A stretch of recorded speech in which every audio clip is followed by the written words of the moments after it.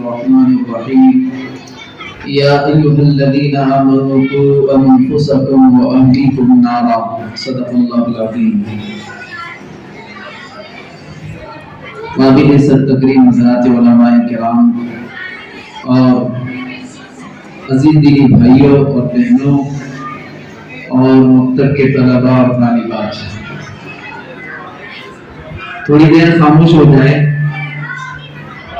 جس طرح خاموشی کے ساتھ ابھی ہم بچوں کا پروگرام سن رہے تھے، اور تھوڑی دیر خاموشی بنائے رکھیں. دیکھیے الحمدللہ مکتب فیض محمد صلی اللہ علیہ وسلم کے طلباء اور طالبات کا پروگرام آپ نے سنا. یقیناً بہت ہی اچھے انداز میں بچوں نے اپنا پروگرام پیش کیا. قابل مبارکباد ہیں تمام بچے بھی اور ان پر محنت کرنے والے اساتذہ بھی. ان کو جتنی مبارکباد دی جائے یقیناً کم ہوگی، کیونکہ ان کی محنتیں بہت ہی زیادہ ہوا کرتی ہیں، اور ان کی محنتوں کا نتیجہ ہے کہ چھوٹے چھوٹے ننھے منھے بچے اسٹیج پر آ کر اپنے مافی ضمیر کو ادا کرتے ہیں. ایک چھوٹے سے بچے نے سورۃ الفجر کی کتنی آیتیں سنائی، اتنی آیتیں ایک وہ آدمی جس نے دینی تعلیم حاصل نہ کی اور 60-70 سال عمر ہوئی، بتاؤ وہ آدمی کیا اتنی آیتیں یاد کر سکتا ہے؟ بہت مشکل ہوتا ہے.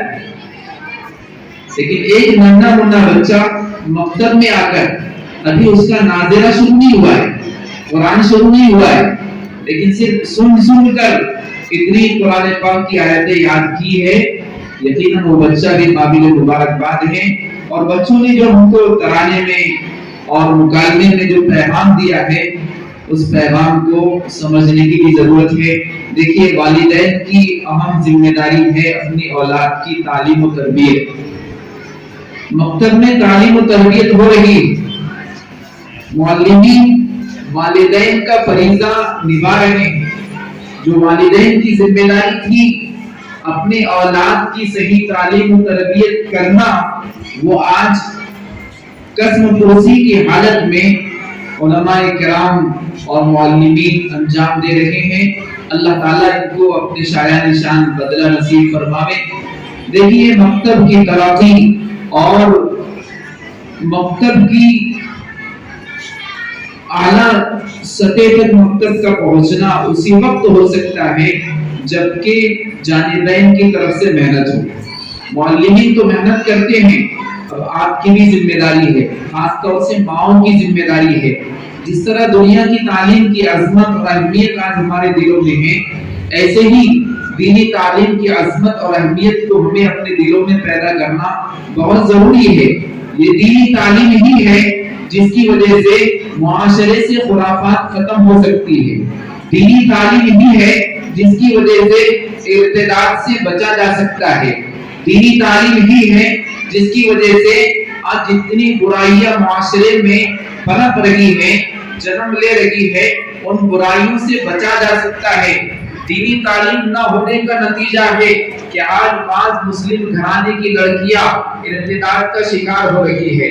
بعض مسلم گھرانے کی لڑکیاں غیر مسلموں کے ساتھ راہ فنا اختیار کر رہی ہیں.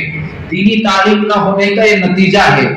یہ بہت کم سننے میں ملے گا کہ کسی نے دینی تعلیم و تربیت حاصل کی ہو، صحیح تربیت اس کو ملی ہو اور وہ کسی غیر مسلم کے ساتھ فرار ہوئی ہو. ایسا بہت کم سننے میں آئے گا یا پھر نہیں کے درجے میں آئے گا. تو دینی تعلیم کی آج کے حالات میں بہت زیادہ ضرورت ہے. ارتداد کی ہوائیں چل رہی ہیں. دینی بھائیوں اور بہنوں، ہم اسلام کو سمجھیں، ہم اسلام پر مکمل طور پہ عمل پیرا ہو جائیں. حالات دن بدن خطرناک ہوتے جا رہے ہیں، لیکن حالات سے ہمیں گھبرانا بھی نہیں. میں مختلف انداز میں باتیں پیش کر رہا ہوں، بہت مختصر وقت میں 5-7 منٹ میں بات ختم ہو جائے گی۔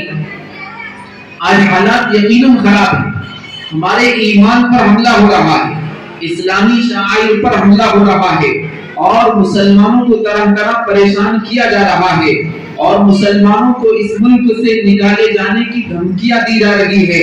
لیکن ابھی جیسے بھی سنے نا ترانے میں، مایوس مت ہونا چاہے اندھیرا جتنا گہرا، مایوس مت ہونا چاہے جیسے حالات ہو جائے۔ اگر ہمارے ایمان والوں کے لیے حالات یہ ہو گئے کہ تم یہاں سکون سے جی نہیں سکتے، ایمان والوں کے ان حالات میں گھبرانے کی ضرورت نہیں ہے، ایمان والوں کو ایمان پر جمنے کی ضرورت ہے، کیونکہ قرآن پاک کا اعلان ہے وَأَنْتُمُ الْأَعْلَوْنَ إِن كُنتُم مُؤْمِنِينَ، کہ تم ہی سر بلند رہو گے جبکہ تم کامل ایمان والے ہو۔ سر بلند رہنے کا مطلب یہ ہے کہ مسلمان جہاں رہے گا وہاں عزت کے ساتھ رہے گا، وہاں وہ اپنے غلبے کے ساتھ رہے گا، وہاں وہ غلامی کے ساتھ نہیں رہے گا۔ ایمان والا بھائی اور بہن کامل طور پہ اگر ایمان والے بن جائے نا، پھر اس ملک میں وہ غلامی کی زندگی نہیں گزار سکتے، وہ آزادی کے ساتھ، وہ اسلامی آزادی کے ساتھ، اسلامی شعائر پر عمل کرتے ہوئے، شریعت اور سنت پر عمل کرتے ہوئے آزادی کے ساتھ وہ زندگی گزار سکتے ہیں۔ شرط یہ ہے کہ ہم کامل ایمان والے بن جائیں۔ یہ مکتب کا پیغام بھی یہی ہے کہ جیسے بچے یہاں پر دینی تعلیم اور اپنے ایمان کو حاصل کر رہے ہیں، ایسے بڑے بھی اپنے ایمان کی فکر کرے، اپنے اعمال کی فکر کرے۔ دینی تعلیم نہیں ہونے کی وجہ سے خرافات کا شکار ہے ایمان والے۔